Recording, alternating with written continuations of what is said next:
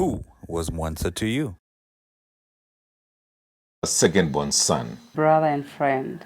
Neighbor. Close friend and brother. Brother-in-law. Young brother. Friend, father figure, and a mentor. Nephew. Partner in crime. My brother. My brother-in-law and a contender for the councillor seat in Chilenje Ward 6. Student Labour Program Director, more business partner. Brother. Loving uncle. Brother-in-law and friend. A discipler, a friend, and a father figure. Son. Friend.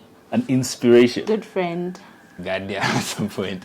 A mentor sparring partner. A friend and a discipler/mentor. Annoying big brother. A buddy, a friend, a son. A mentor, a discipler, an older brother, and a friend. My husband, Superman, teacher, he was my leader, like the head of the house. He was basically all in one, a lot of things. At which point did you know Mwansa?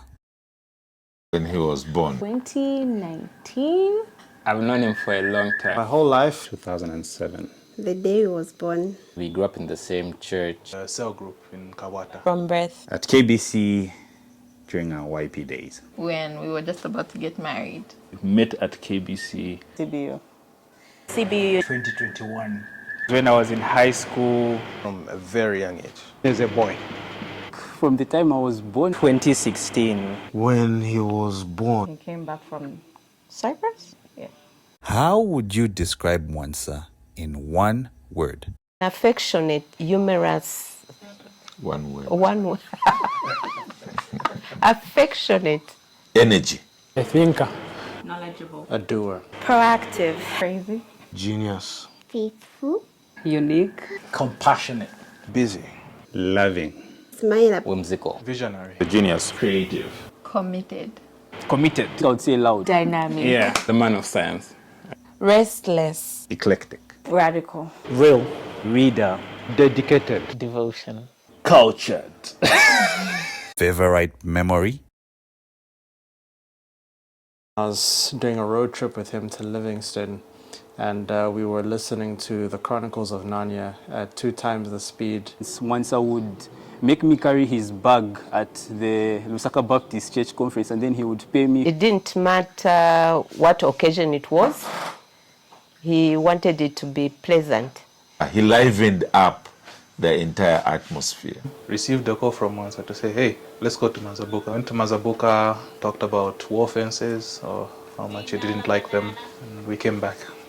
Him and Sonile fighting over who's got better taste in books, and Mwansa just roasting Sonile's choices. How deliberate he was about my daughter, about like having a relationship with her. There was a time when Jed was wrongfully arrested. Mwansa was contacted by a friend, and it came after hearing what had happened. He believed, and he became our surety. Jed was released. We still came to his house, and he welcomed us with Sonile. We ate, slept. They prayed with us. I was overwhelmed by that act of love. Our last monthly meal together, Mwansa walked into our house, came to the kitchen, and he hugged me. And I asked him why. I was like, to what do I owe this pleasure? And he said, just something to keep you going. Us serving together in the Livala Play Park and Mwansa leading an aerobic session whilst wearing jeans. Almost every time he was going to preach down Southern Province, he would always text me. The signature text would always come, Billy, I'm preaching in Monze. Want to tag along? When I would go to the airport with him and he'll make me laugh. His wedding day, one of the happiest I ever saw him. Him pursuing Sonile, the conversations that we would have. When he preached, it seems like he was saying goodbye to us. I've got a hobby which very few know, and he prepared a present for me in line with that hobby. Everything, every day with him was my favorite memory. Something meaningful his life or death has taught you. There's a lot more we should be doing for the Lord. To live life with urgency. In acting, there's something called breaking the fourth wall, Think of the left, right, and the back of an actor on stage. Sometimes actors will interact directly with the audience or with the director, and that's called breaking the fourth wall. Mwansa's death felt like God was breaking the fourth wall, like a director on a stage. We were living our lives normally. We had lunch that Sunday. We were chatting during the week. And a disease I've never heard of took him in like 48 hours. God actually does interact with our lives. He's not just caring about the big things in the world. He actually interacts with us on a daily basis. Things are not that complicated. Life is easy. I remember one of the last conversations that we had, he said, I feel like I'm not being impactful enough. I feel like I'm being lazy. I feel like I'm procrastinating. And I was like, but dude, do you know what you do? Have you looked at my life? I'm trying to be more deliberate about being impactful and not being lazy and assuming that I have forever to do everything. We shouldn't confuse feelings and facts. We really have to be busy about our Father's business. I need to be very selfless. Whatever he did, wherever he touched, whenever you pass there, you see love. Life is short. Life is not easy. Not kosher. Ensuring that you do everything possible and use everything that God has given you to serve God. Only what's done for Christ will last. Seek above everything else the kingdom of God. Everything else will be added unto you. In spite of his busyness, he would always make the time. So We are all nearer the grave than we think. You don't have to be older for your life to be like this person loved Jesus. The love for his people and also for his God. We can be here today and tomorrow we are no more. Mwansa would have so many things going on in his life, but he wouldn't give that as an excuse. He knew that life was short and he lived it to the full in terms of loving God and serving God. My days should be filled with that kind of perspective. Death is real. I know I've always known it's real, but there's a way in which Mwansa's death has made it even more real.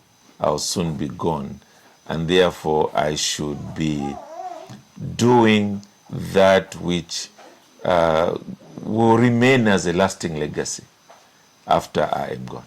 His life taught me about how we as Christians can really make an impact in the world, how we can be salt in our homes, in the communities that we live, in our workplaces, in the country that we live in. Definitely loving God, loving neighbor, and how we should really be guided by biblical principles in every single sphere of our lives. I'll quote my mother-in-law here. His death has taught me that it's about God. It's not about Mwansa. And so even though I relied on him for a lot of things, like it was really God working through him.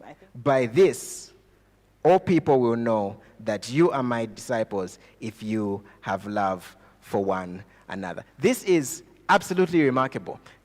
John here and Jesus is telling us that the world outside is going to know, right? The defining feature, the way in which the world will know that you are a follower of Christ is not by the words that you speak.